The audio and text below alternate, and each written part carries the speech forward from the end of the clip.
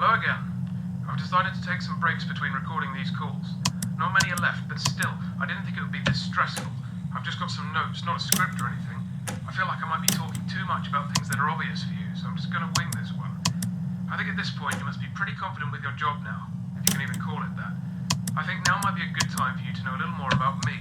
I have a feeling that you might be curious, am I wrong? Right then.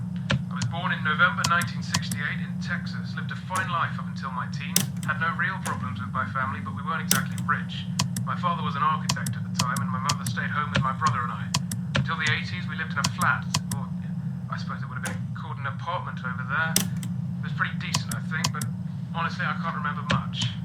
I had an accident in my teens, stuff I really don't want to talk about. Please don't ask. Might explain in a later call or something if there is time. Anyway, fortunately I survived the injury, believe it or not. It was all down to a very generous donor of blood. The whole thing was pretty strange and vague for us, and all I know is a small team of people, or maybe it was one person, was willing to give tons of blood to the hospital, and after an entire encyclopedia of signed papers, the transfusion was allowed on behalf of the procedure being an experiment. I was close to death, bear in mind. I lost most of my memory from before the incident, and the whole event caused a huge stir in the media. I was 18, and with the state I was in, paparazzi wasn't the best treatment. You know? So I sorted out something with my parents, and we moved here to England. So, hopefully on top of being a security guard, you can be a friend too. I wanted to get some of these stories off my chest for a while, since I don't have many people to share them with. And my daughter's kind of busy most of the time, just someone for me to talk to. And of course, listen to, so go ahead. What do you want to talk about? Ah, nice. I like answering this question. Although my daughter's the only one who actually asked, or has even been given the opportunity to.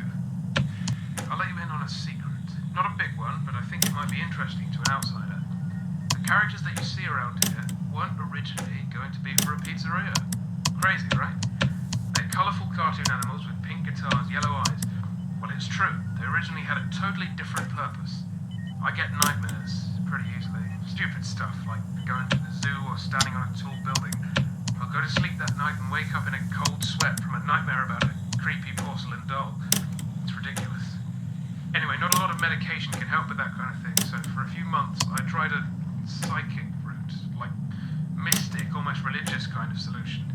It was recommended by a friend I've spoken to online, and it worked, but only once.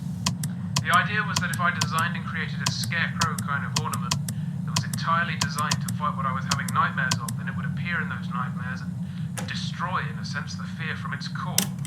So, for example, if I had a nightmare of falling from a great height, then making a model of a trampoline in the real world might help get rid of that fear in the nightmare world, do you understand?